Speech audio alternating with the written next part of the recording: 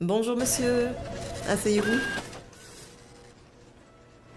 Vous êtes chanceux hein, parce que le secteur est en plein boom. On embauche à tour de bras. Alors, de la chance, je ne sais pas, parce que moi, je ne défends pas particulièrement l'emploi, qui est le lieu d'exploitation, d'aliénation et de subordination des travailleurs. L'emploi, c'est un marché du travail vieux de plus de 200 ans, qui cause des maladies, des crises écologiques et des inégalités sociales, et surtout ne permet pas l'épanouissement des travailleurs. C'est une drôle de façon de commencer un entretien ça. Vous savez que vous n'aurez pas le poste si vous partez comme ça. Vous voulez rester au chômage?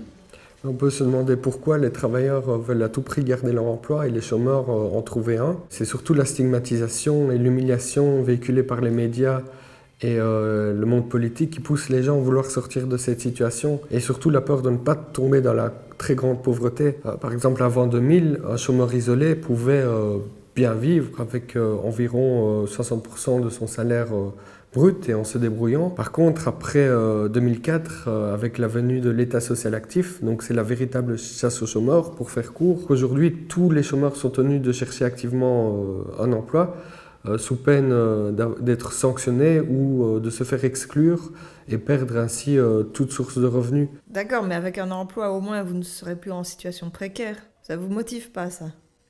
Mais ce n'est plus tellement le cas aujourd'hui. On peut le voir par exemple en Allemagne, où les socialistes allemands ont inventé le modèle, donc les contrats Art. Ce sont des mini-jobs payés à 1 € de l'heure cumulables avec les allocations de chômage. Dans les travailleurs pauvres, on retrouve plus de 6 millions d'Allemands qui touchent moins de 10 € par heure, 2 millions qui touchent moins de 6 € par heure. En Belgique, d'ailleurs, les gouvernements successifs ont accepté l'emploi à tout prix, notamment en acceptant les créations d'emplois au rabais. Je prends par exemple les jeunes en stage d'entreprise qui touchent environ 820 € par mois, dont 600 € est payé par la sécurité sociale et les employeurs ne sont même pas tenus de les employer par après. Donc non, l'emploi ne permet pas d'avoir un salaire garanti, encore moins sur la durée. Ok, je veux bien le concevoir que l'emploi n'est plus aussi stable qu'avant, mais on peut pas rester toute sa vie au chômage, non? Justement, il faut se rappeler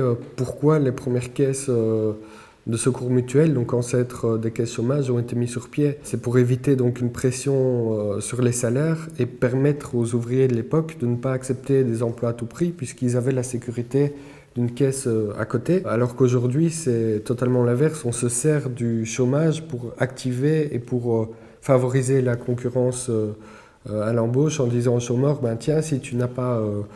si tu ne veux pas aller travailler, tu n'auras plus droit à rien. C'est pour ça qu'on doit se réapproprier ces caisses pour se protéger de ce chantage permanent à l'embauche. D'accord, mais si vous voulez pas travailler pour de l'argent, faites-le au moins pour vous rendre utile à la société.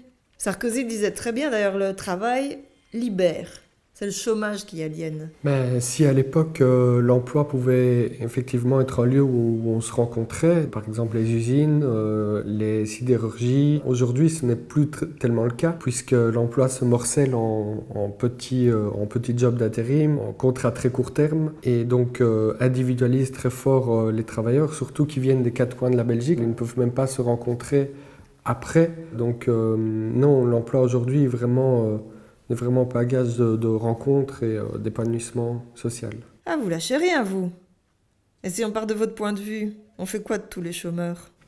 Ben, avant les années 2000, on a pu voir une apparition d'un véritable tissu social alternatif qui a été recréé par des chômeurs. Par exemple, avec la création de lieux culturels alternatifs, des potagers, des ateliers en tout genre, des recycleurs d'électroménagers, que l'État social actif a justement coupé, puisque les chômeurs ont été tenus à trouver à chercher et trouver un emploi, alors que le chômage pouvait constituer un laboratoire d'alternatives. Par exemple, dans les différents témoignages d'un autre livre qui s'appelle Coming Out, où des chômeurs disent qu'ils vivaient l'emploi comme une véritable oppression, où ce n'était pas un lieu d'épanouissement, ni individuel, ni collectif, où ça tuait toute solidarité. Alors évidemment, tous les chômeurs ne sont pas des travailleurs autonomes ou des travailleurs en collectif, mais c'est plutôt ça qu'il faut encourager avec par exemple différents subsides ou alors en encourageant l'esprit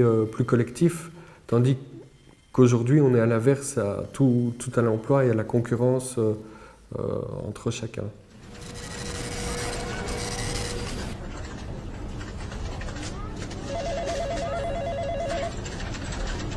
Vous êtes venu pourquoi, vous, en fait?